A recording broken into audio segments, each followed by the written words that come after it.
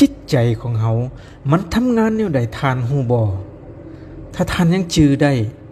ตัวตนของเฮานี่มันประกอบด้วยองค์ประกอบ5อย่างพระสัมมาสัมพุทธเจ้าของเฮาว่าไว้นั่นก็คือรูปเวทนาสัญญาสังขารวิญญาณหมายถึง5องค์ประกอบนี้ตัวองค์ประกอบที่5นี่แหละ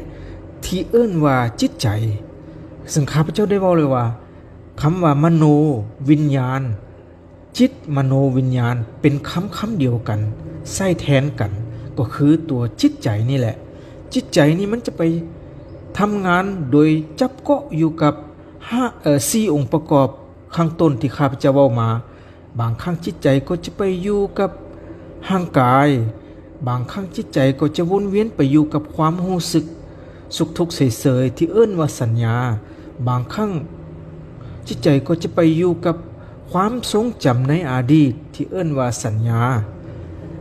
บางครั้งจิตใจก็จะไปจับเกาะอยู่กับความคิดปรุงแต่งในอนาคตที่เอิ้นว่าสังขารจิตจะบ่จับเกาะนอกเหนือไปจาก4อย่างดังกล่าวนี้หมายความว่า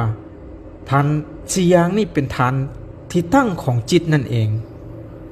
รูปเวทนาสัญญาสังขาร